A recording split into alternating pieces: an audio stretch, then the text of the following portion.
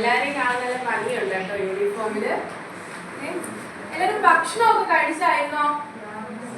ഭക്ഷണം കഴിച്ചില്ലേ? എന്തൊക്കെ ഭക്ഷണം നിങ്ങൾ കഴിച്ചിരുന്ന്? അപ്പം പിന്നെ വേറെ ഒന്നും കഴിച്ചില്ലേ? എന്താ? ചപ്പാത്തി, പിന്നെ പൊറോട്ട, ഇതൊക്കെയാണല്ലേ കഴിച്ചത്. എല്ലാരും ഭക്ഷണമൊക്കെ കഴിച്ചിട്ട് വേണം ക്ലാസ്സിന് വരാം. നമുക്ക് ക്ലാസ്സിൽ ശ്രദ്ധിച്ചിരിക്കണമെങ്കിൽ നമ്മൾ രാവിലെ ഭക്ഷണമൊക്കെ കഴിച്ചത് നല്ലതായിട്ട് വന്നിരിക്കണം അല്ലേ? അപ്പോ നമ്മൾ എന്തിനാ ഈ ഭക്ഷണമൊക്കെ കഴിക്കുന്നേ? നമ്മൾ എന്തിനാ ഭക്ഷണം കഴിക്കണേ? എനർജി കിട്ടാനാണ് അല്ലേ? നമ്മൾ ഭക്ഷണം കഴിക്കുമ്പോ നമുക്ക് എനർജി കിട്ടും. ഈ എനർജി എവിടുന്നാ കിട്ടുന്നേ? ഫുഡ് കഴിക്കുമ്പോ നമുക്ക് എനർജി കിട്ടും, ഊർജ്ജം കിട്ടും. നിങ്ങൾ ഈ പോഷക ഘടകങ്ങൾ എന്ന് കേട്ടിട്ടുണ്ടോ? പോഷക ഘടകങ്ങൾ കേട്ടിട്ടുണ്ടോ? ഉണ്ടല്ലേ? അപ്പോ ഏതൊക്കെ തരത്തിലുള്ള പോഷക ഘടകങ്ങൾ നിങ്ങൾക്ക് അറിയാം? ഏതൊക്കെ പോഷക ഘടകങ്ങൾ കേട്ടിട്ടുണ്ട്? അറിയില്ല ആർക്കും?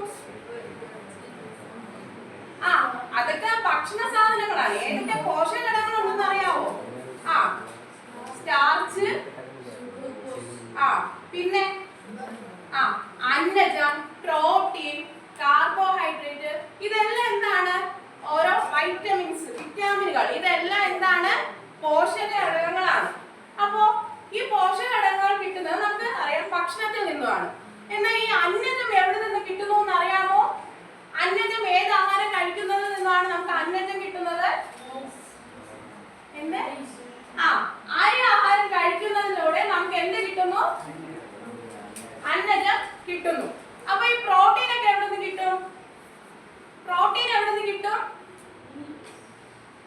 എവിടുന്ന്? മീറ്റ്, പയറുവർഗ്ഗങ്ങൾ, ഇതൊക്കെ കഴിക്കുന്നതിലൂടെ നമുക്ക് എന്ത് കിട്ടും? പ്രോട്ടീൻ കിട്ടും. പിന്നെ നിങ്ങൾ ഈ ഗ്ലൂക്കോസ്, ഫ്രക്ടോസ് ഒക്കെ കേട്ടിട്ടുണ്ടോ? അതൊക്കെ എവിടെന്നാ കിട്ടുന്നേ? നമ്മൾ ഈ പച്ചക്കറിയും പഴവർഗ്ഗങ്ങളൊക്കെ കഴിക്കുമ്പോൾ എന്ത് കിട്ടുന്നു? വിറ്റാമിനുകൾ കിട്ടുന്നു. അപ്പോ നിങ്ങൾ ഈ ദഹന വ്യവസ്ഥയെ പറ്റി കേട്ടിട്ടുണ്ടോ? ദഹന വ്യവസ്ഥ പഠിച്ചോ നിങ്ങള്? ദഹന വ്യവസ്ഥയെ പറ്റിയാണ് നമ്മൾ ഇന്ന് പഠിക്കാൻ പോകുന്നത്. മുമ്പ് നിങ്ങൾ പഠിച്ചിട്ടുണ്ടോ ദഹന വ്യവസ്ഥ? കുഞ്ഞു ക്ലാസ്സുകളിൽ പഠിച്ചിട്ടുണ്ടോ? ദഹന വ്യവസ്ഥയെ പറ്റിയാണ് നമ്മൾ ഇന്ന് നോക്കാനായിട്ട് പോകുന്നത്. ദഹന വ്യവസ്ഥയുടെ ഭാഗങ്ങൾ ഏതൊക്കെയാണെന്ന് അറിയാമോ? അറിയോ ദഹന വ്യവസ്ഥയുടെ ഭാഗങ്ങൾ? ടീച്ചറൊരു ചിത്രം കാണിച്ചു തരാം. ഇവിടെ നോക്കിക്കോ. നമ്മുടെ ദഹന വ്യവസ്ഥ തുടങ്ങുന്നത് എവിടെ നിന്നാണ്? വായയിൽ നിന്നാണ്. എവിടുന്ന്? വായയിൽ നിന്നാണ് എന്ത് തുടങ്ങുന്നത്? ദഹന വ്യവസ്ഥ തുടങ്ങുന്നത് വായിൽ നിന്നും. വായിൽ നമ്മൾ ഭക്ഷണം വെക്കും അല്ലെ? നമ്മൾ കഴിക്കാൻ ആവശ്യമുള്ള ഭക്ഷണം വായിൽ വെക്കും. അവിടെ വെച്ച് എന്ത് സംഭവിക്കുന്നു? ഭക്ഷണത്തിന് അരിയൊക്കെ നമ്മൾ ചോറ് കഴിക്കുമ്പോൾ ഭക്ഷണത്തിന് ചോറിൽ എന്ത് സംഭവിക്കും? അവിടെ വെച്ച് ചെറിയ ചെറിയ കണികകളായി മാറും അല്ലേ? അതിനുശേഷം ഇത് എങ്ങോട്ടാ പോകുന്നത്? എവിടേക്കായിരിക്കും? വായിൽ നിന്ന് എങ്ങോട്ട് പോകുന്നു? അന്നനാളത്തിലേക്ക് പോകുന്നു. എവിടെ പോകുന്നു? അന്നനാളത്തിലേക്ക് പോകുന്നു. അന്നനാളത്തിലെ ഭക്ഷണം ഇറങ്ങി പോകുന്നത് പെരിസ്റ്റാൾസിസ് എന്ന് പറയുന്ന ഒരു ചലനത്തിലൂടെയാണ്. നിങ്ങൾക്ക് അറിയോ പെരിസ്റ്റാൾസിസ് എന്താന്ന്? നിങ്ങൾ ജസ്റ്റ് ഒന്ന് ഉമിനീരൊന്ന് ഇറക്കി നോക്കിക്കേ. ഇറക്കിയോ?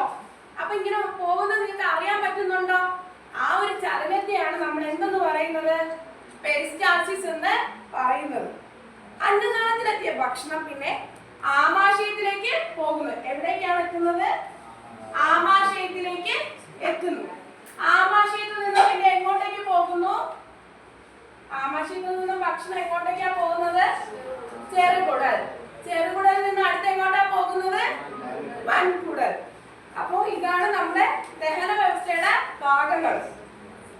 ഇത് നിങ്ങളുടെ തന്നെ ടെക്സ്റ്റിലുള്ള ഒരു ചിത്രമാണ് കേട്ടോ ഈ കൊടുത്തിട്ടുള്ളത്. പിന്നെ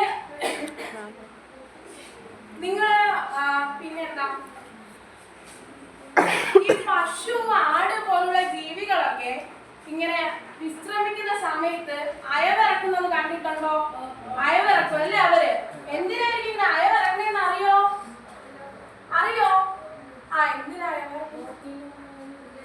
അവരെ പ്രോട്ടീൻ ചവച്ചരക്കാനോ? എന്തിനാ മനുഷ്യ ശരീരത്തിലെ ആമാശയത്തിന് ഒരൊറ്റ അറയാണ് ഉള്ളത്. എന്നാൽ ഈ പശു, ആട് പോലുള്ള ജീവികളുടെ ആമാശയത്തിന് 4 അറകളുണ്ട്. എത്ര അറകളുണ്ട്? 4. അപ്പോ ഇവിടെ വെച്ച് എന്ത് ചെയ്തു? ഇവിടെ ആദ്യത്തെ അറയാണ് റൂമൻ എന്ന് പറയുന്നത്.